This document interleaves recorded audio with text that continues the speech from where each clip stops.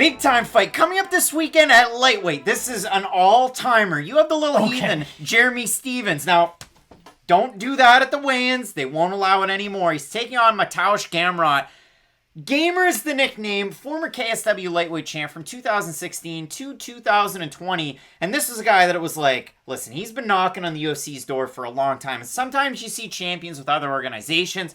I know Reiner de Ridder is a guy that I'd like to see in the UFC at some point. Aung Lang Sung was one of those guys until Reiner came along and took everything he worked for. But there's lots of great champions in other organizations that you'd love to see inserted into the UFC. For Mateusz Gamrot, fight of the night in a split decision loss against Guram Kutateladze, and his last time out, a performance of the night against one Scott Holtzman. Scott Holtzman, what's he known for? Playing hockey and effing guys up with his boxing. And in that fight, Scott landed some nice uppercuts up the middle, but it was the movement of Mateusz Gamrot that really freaked him out. Couldn't figure out that puzzle. He'd kind of touch him up top, then he'd go down, he'd go for the ankle pick. He had a couple of really low ankle takedowns where he threw him back, got them. Maybe he was credited for them, maybe he wasn't. UFC stats is really weird. But in that fight, right cross that dropped Scott Holtzman. That was pretty much all she wrote. This guy is a special specimen. He's bred in 5 rounds. He's been in some absolute wars. And he's taken on a guy that always brings on a great fight in Jeremy Stephens.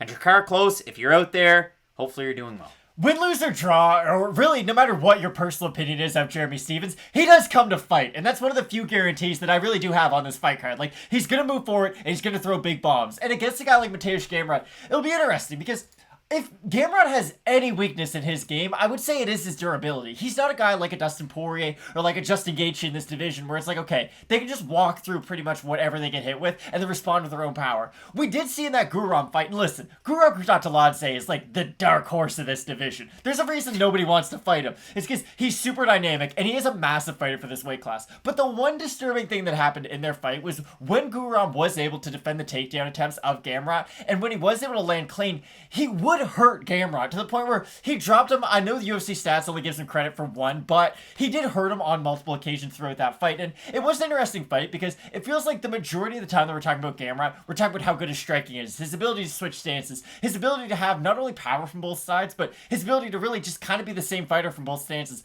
We don't even talk about how good his wrestling is. And I know you kind of pointed to it a little bit in the Holtzman fight.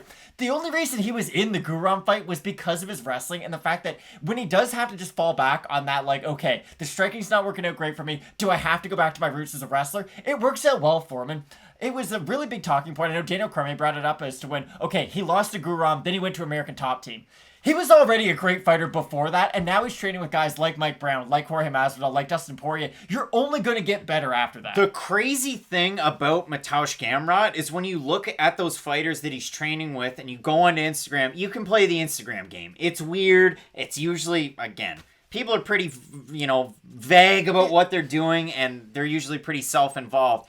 But when I see, like, Dustin Poirier and Masvidal and other fighters at ATT going, hey, I'm taking a picture with Mateusz Gamrot, that's a great thing to see, and they're excited to be training with him. He's ADCC tested, he's got the wrestling, and he can bring it on the feet.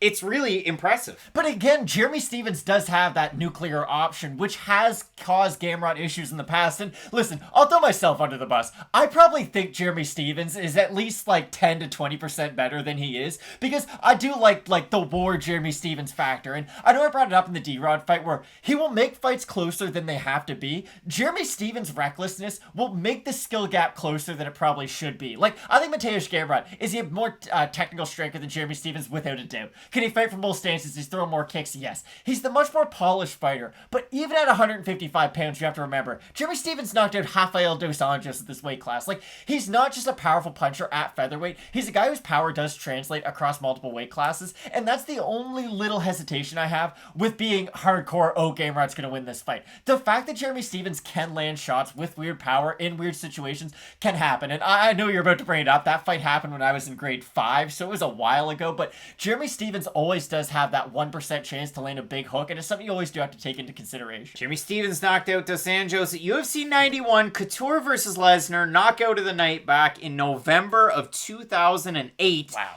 And since then, yeah, you definitely don't love the 5-on-in. I blasted out there, but Jose Aldo, Zabit, Yair Rodriguez, Calvin Kattar, all top 10 level fighters at featherweight. Obviously for Aldo, he's down at bantamweight now, and the Yair Rodriguez no contest the eye scratch. He had to put the sunglasses on. That was just really weird. He's supposed to fight Arnold Allen back in November of last year. Which would have been a great fight. Stevens bowed out due to injury. He was supposed to fight Drakkar Klose, and then he pushed him at the ceremonial weigh-ins or after the weigh-ins, and it was weird. And this is what I want to bring up.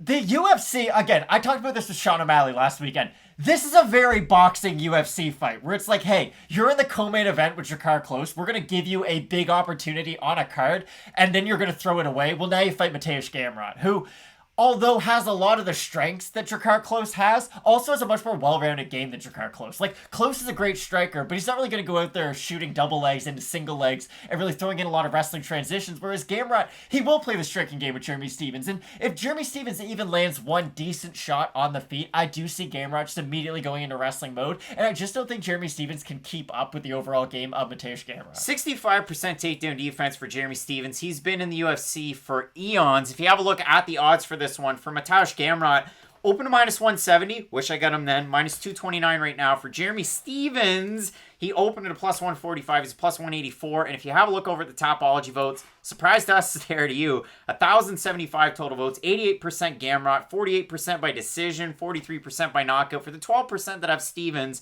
70% by knockout. If you like Jeremy Stephens, probably going to be by knockout again.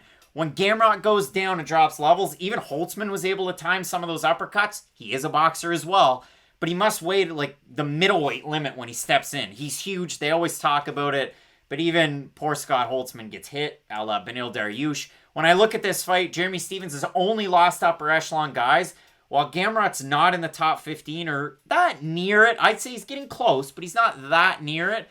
I think Mateusz Gamrot has a great opportunity in this fight, and I'm definitely backing the Polish fighter here. Yeah, I like Gamrot quite a bit. And for Stephens, I think he can make this a fun fight. It's just, I'm grasping at straws and looking at ways that he can win. I agree. He does have a good uppercut, and if you do watch Gamrot's fights, he can be susceptible to some of those attacks coming up the middle. But even the ones that Holtzman landed on him, they weren't that clean. Like, Gamrot does have a good way of kind of hiding his head in those weird kind of...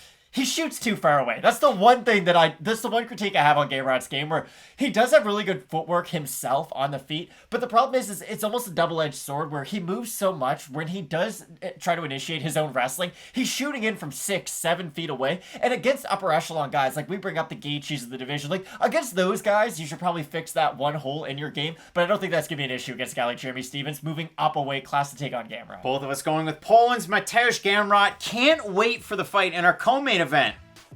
Marion, Reneau, Miesha, Tate. In our main event, Islam Makhachev taking on Thiago Moises. You're not going to want to miss it. Keep it locked in with Fight Night Picks, and as we always say, let's get into it.